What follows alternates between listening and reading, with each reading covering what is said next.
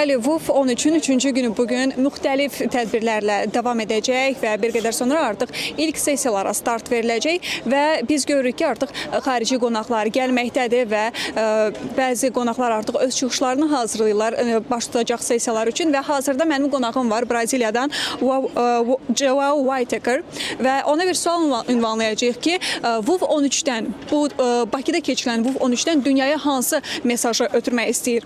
Hello, how are you? How do you feel yourself today? Thank you very much. Very good. Mr. João, I have a question for you. What message would you like to send from WUF 13 to the world?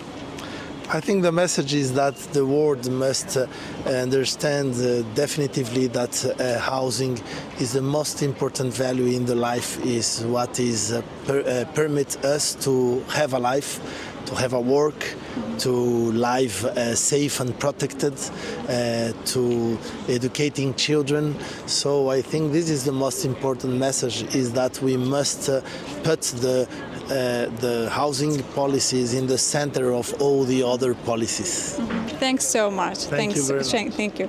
Qonağım bildirdi ki, buradan Bakıdan ötürmək istədiyi əsas mesaj odur ki, hər bir insan yaşadığı şəhərdə rahat yaşayıb fəaliyyət göstərməlidir, uşaqlara təhsil verməlidir, öz yaşayışı təhlükəsiz olmalıdır və bu əlbəttə ki, bu forumun əsas prioritet mesajlarından biridir və mən istərdim diqqətinizə çatdırım ki, BMT-nin proqnozlarına görə 2050-ci ilə qədər dünyanın təxminən 70% əhalisi şəhərlərdə yaşayacaq. Bugün bu rəqəm təxminən 55%-dir.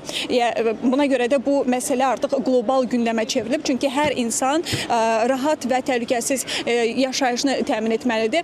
Və əsas məsələlərdən biri də odur ki, məhz 2050-ci ilə qədər şəhərlərdə yaşayacaq insanların sayı 2,5 milyard olacaq və bugün mən deyərdim ki, artıq 300 milyondan çox insan mənzilsiz, evsiz şəraitdə yaşayır və buna görə WUF 13-ün bu əsas məsələlərindən biridir. Amma mən deyərdim ki, təkcə mənzili yox, elə iqlim dəyişikliyi və bununla yanaşı süni intellekt, texnologiya və idarə etmə digər məsələlər də burada əsas müzakirə olunan mövzulardandır. Hələlik sizə çatdıracaqlarımız bunlardan ibarət idi. Növbəti efirlərdə sessiyalarda müzakirə olunan mövzuları sizin diqqətinizə çatdırmaya çalışacağıq. Buyurun, söz sizdədir.